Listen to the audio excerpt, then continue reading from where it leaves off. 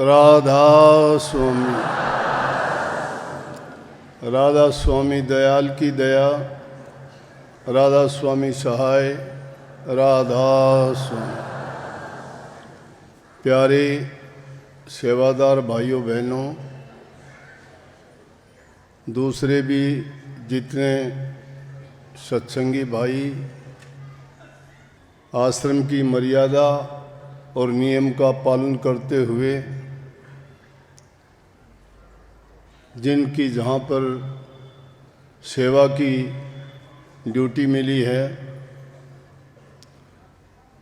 हर सत्संग की भांति करने की ज़रूरत नहीं होती। आप स्वयं जानते हो कि आपको किस प्रकार से अपने कार्य को ठीक ढंग से निभाना है। एक नहीं तीन शुभ दिन हैं, कल के एक दिन नहीं 3 दिन मानो। वार्षिक भंडारा, गंगा स्नान और नानक जयंती। बहुत अच्छी बात है, भागी लोग हैं आप। गुरु दरबार की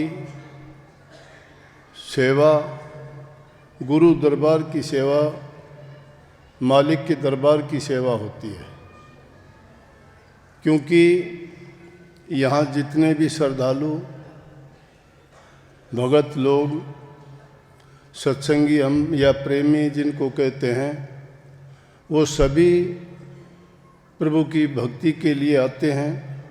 तो सबके दिल में, ख्याल में, विचार में गुरु भक्ति, प्रभु भक्ति को रखते हुए ही सेवा कार्य में व्यस्त रहते हैं। तो ये सेवा गुरु दरबार के साथ साथ प्रभु की सेवा है।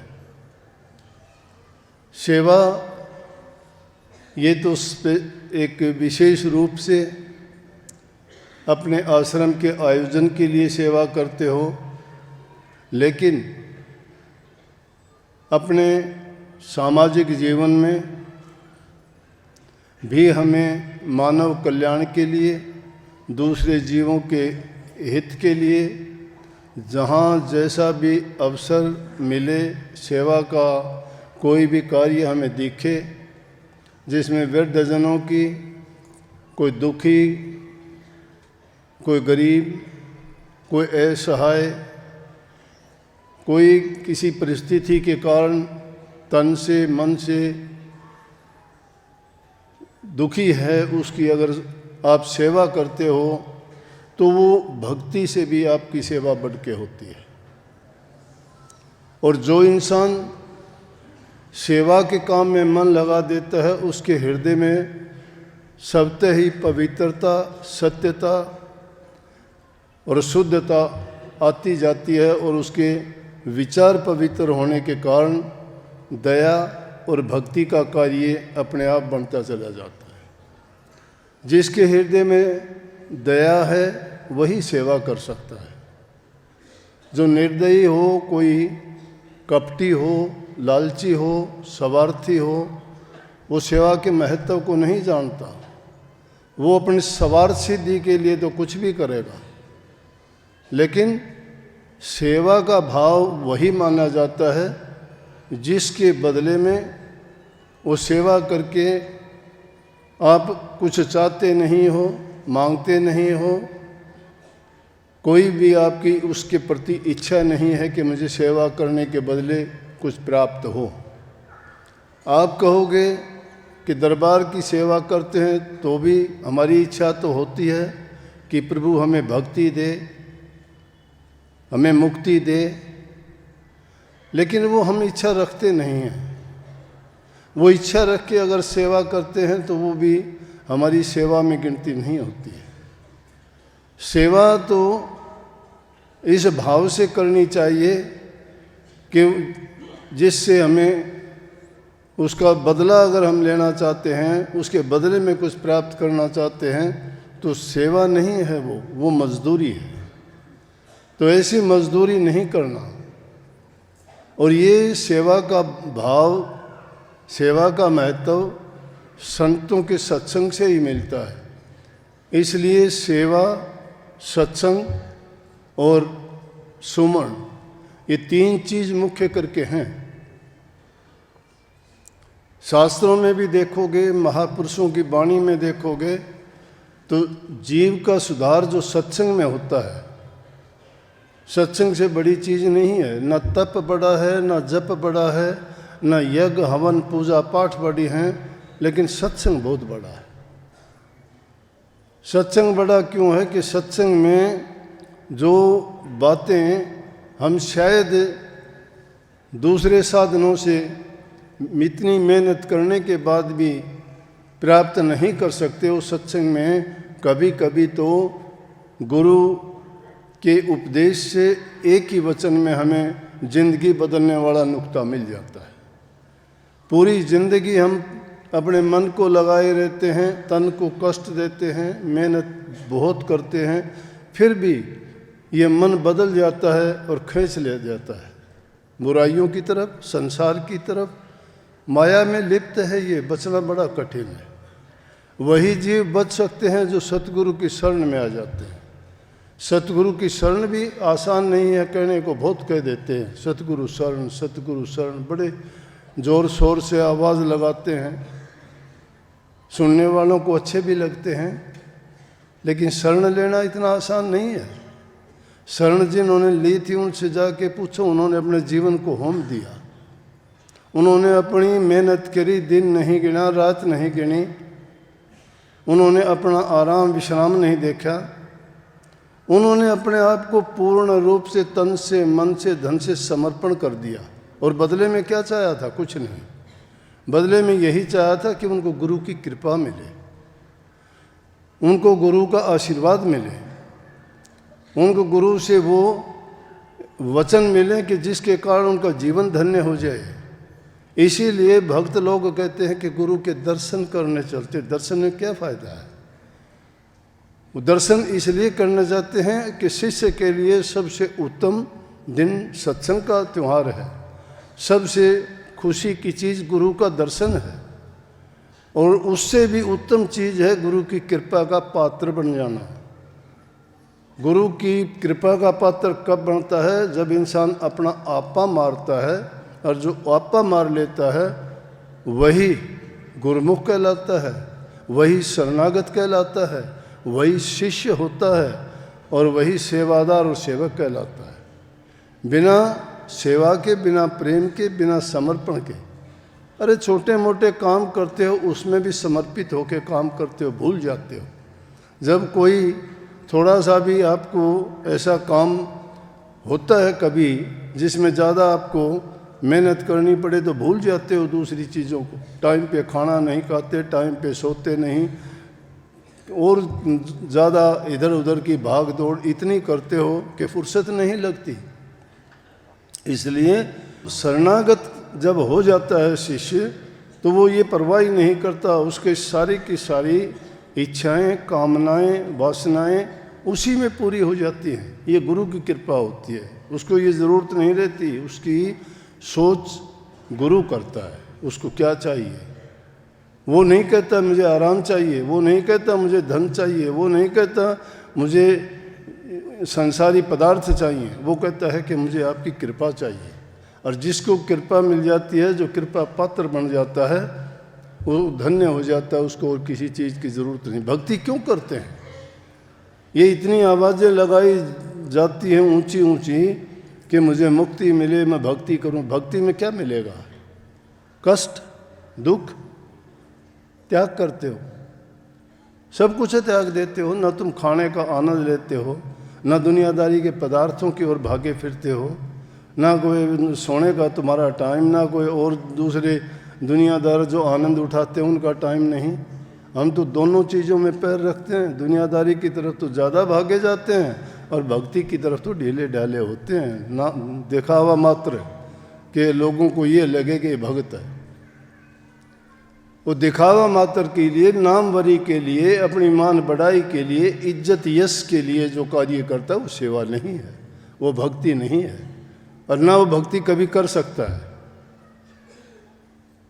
भक्ति करने का तो ये है कि आदमी अपने आप को आपने सुना, बार बार सुनते हो कि दाना जब तक मिट्टी में नहीं मिल जाता तब तक वो पौधा नहीं बनता है। अपने आप अपनी हस्ती को जो खो देता है उसी की हस्ती बनती है। जो अपने आप जो हस्ती बनाना चाहता है ना, वो बनता नहीं है, बिगड़ जाता है। हस्ती उसी की बनती है जो अपनी हस्ती को खो देता है। अपने आप जो कुछ बनना चाहता है, इसीलिए कई गुरु बढ़ाए सब बढ़ेर बलकर बढ़ा ना कोई, बलकर के हिरणा कुछ रावण बढ़े, दिए जड़ा मूल से खोए। इसलिए मेहनत और त्याग जब तक आप में नहीं है तो समर्पण का नाम नहीं है। और ये चीज़ें जिसको आ जाती हैं, मैं कहता हूँ जितने भी शिष्य हुए, भगत हुए, उन्होंने आब ताव देखा नहीं। सिख गुरुओं के 10 गुरुओं में देख लो, एक नानक साहब के बाद 9 जो गुरु हुए, 70-70, 80-80 साल की उम्र में भी अपने गुरुओं के लिए कहाँ जमुना जी में पानी लेके उल्टे पैरों से चल के आके गुरु की सेवा करते थे। जब लोगों ने कुछ कहा कि तुम इस उम्र में ये काम करते हो, बोले कि गुरु की इच्छा है, गुरु इस उम्र में क्या, जो गुरु चाहे तो हम तो पूरी 1000 जन्म मिले तो भी हमें तो यही काम मिलना चाहिए।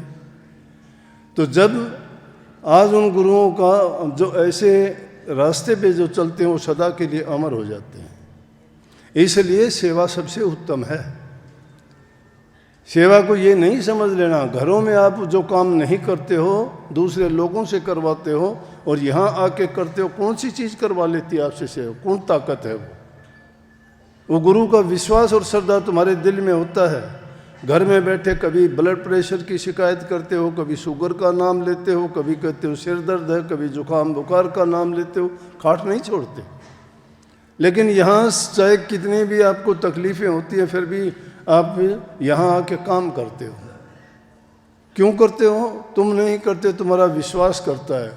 क्योंकि आपने उस सेवा के दौरान अपना मन किसको दे रखा है? गुरु को दे रखा है, दरबार को दे रखा है, भक्ति के नाम पर आप लगे हुए हो। इसलिए ये वो चीज़ है, आपको वो अवसर मिला, ये हर एक को नहीं मिलता। वो भागी जीव हैं जिनको सत्संग मिला। सत्संग बहुत ऊंची चीज़ है। सत्संग की महिमा सब ने गाई है, ग्रंथों में देखोगे सबसे उत्तम सत्संग को बताया।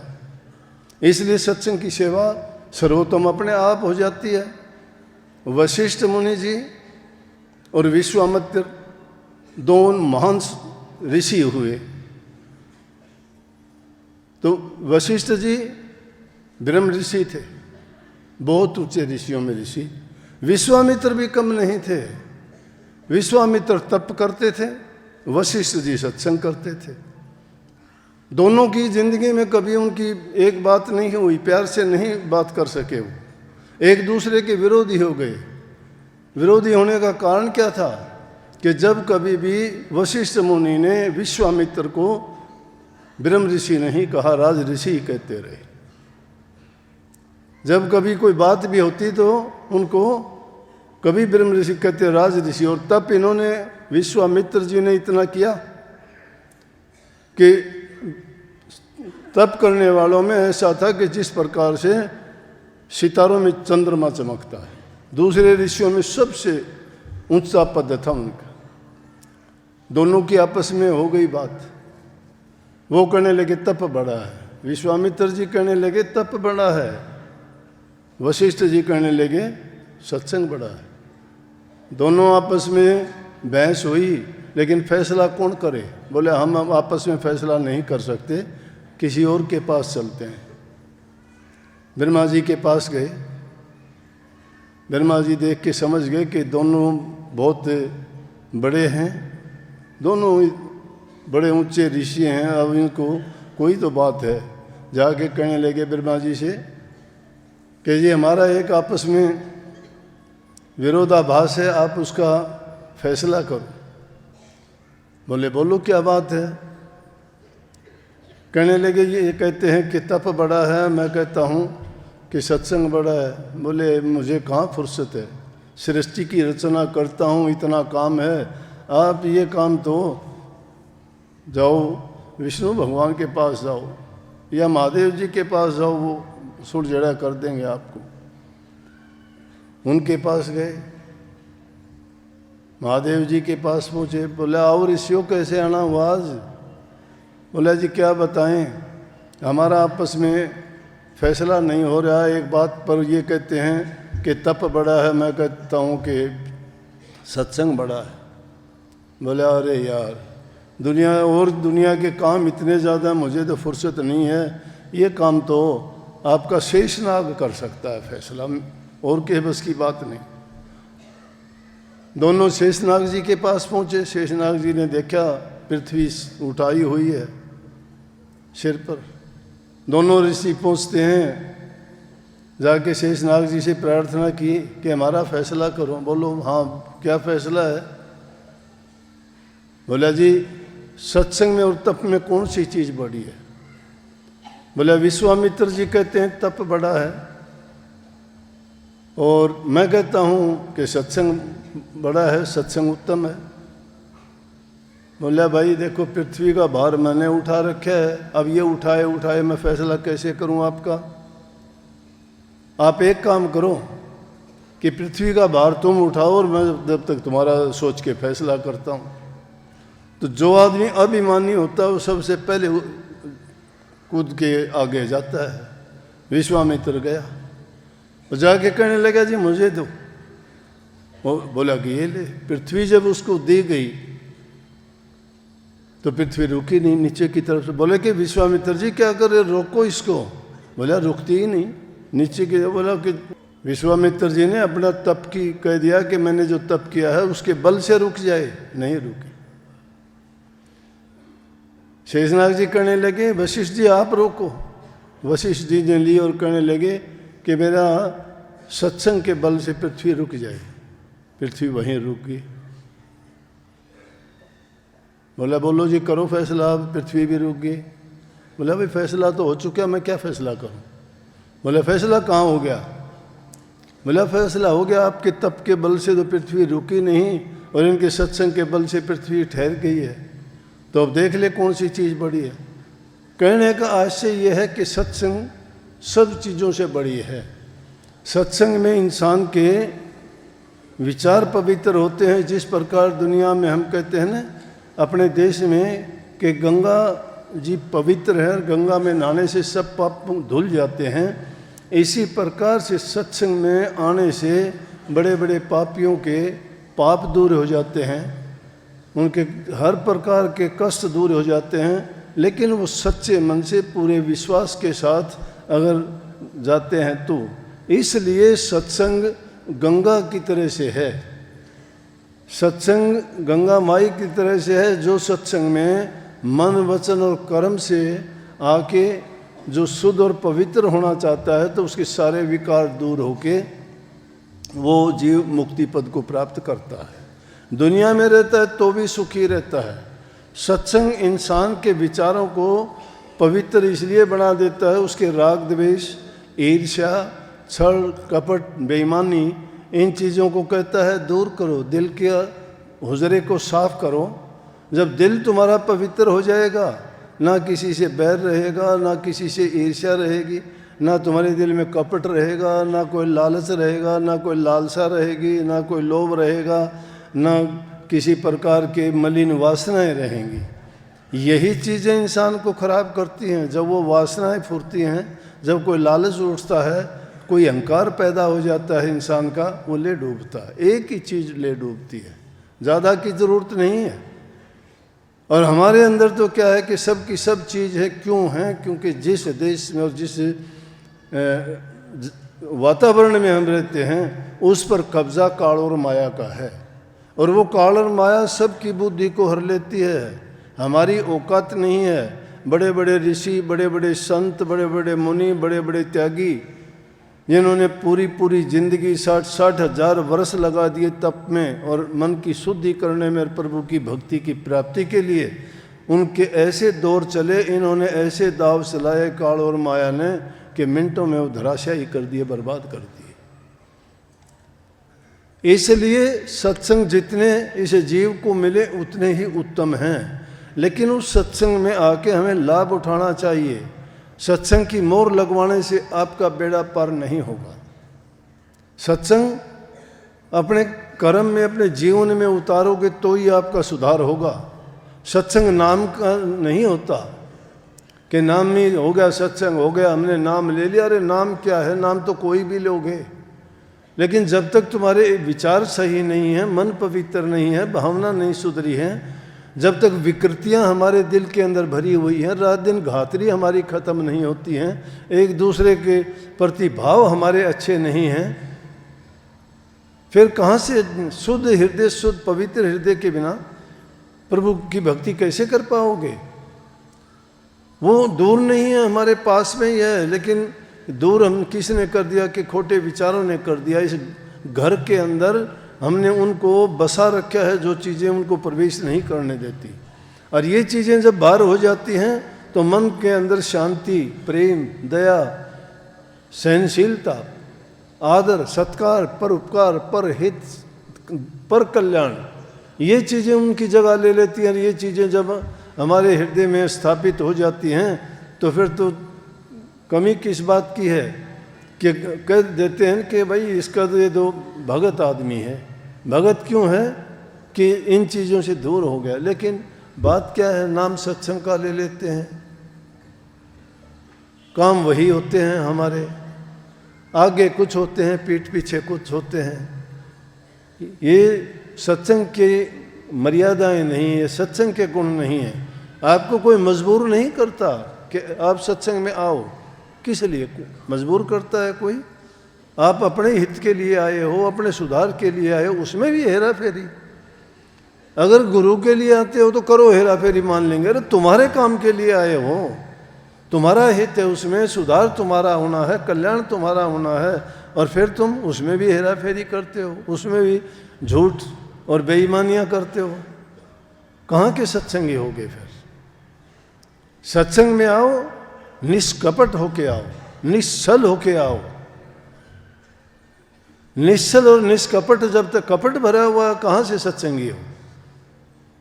प्रेम नहीं है, दिल के अंदर भावना ही दूसरी है।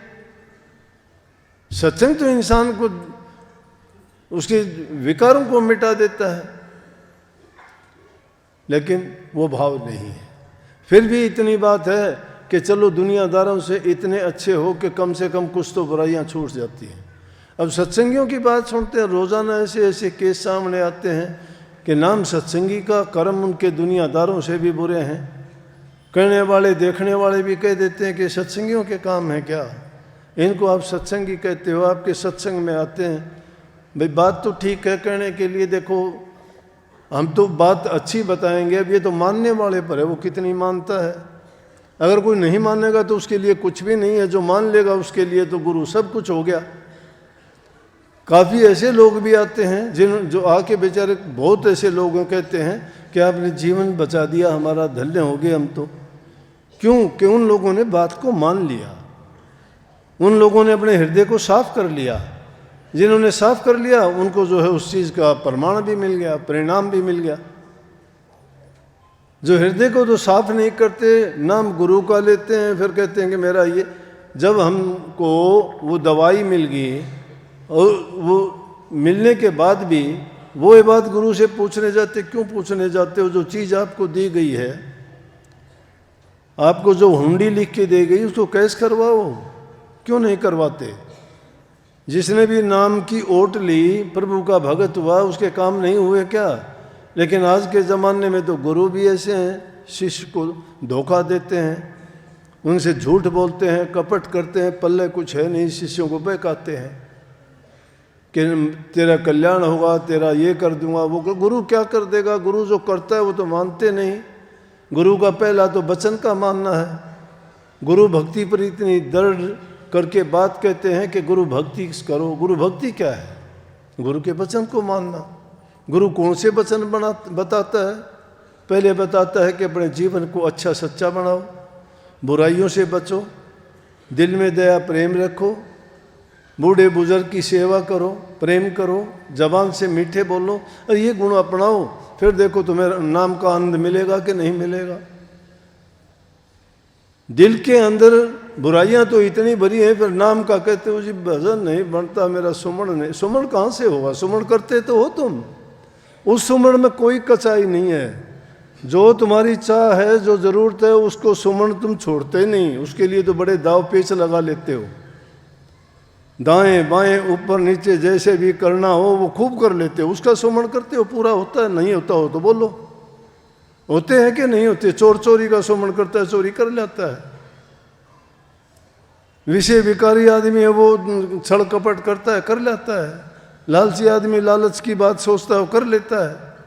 परिणाम तो चाहे कुछ भी हो, लेकिन वो अपने मन में उठे हुए विचारों की जिनका सुमन करता है, सुमन नाम का करना चाहिए। नाम वो पवित्र चीज है जो सब चीज़ों, सब जरूरतों को पूरा करता है। मालिक सतगुरु कृपा करेंगे, अच्छे से अच्छा हो। सबको बहुत बहुत आशीर्वाद।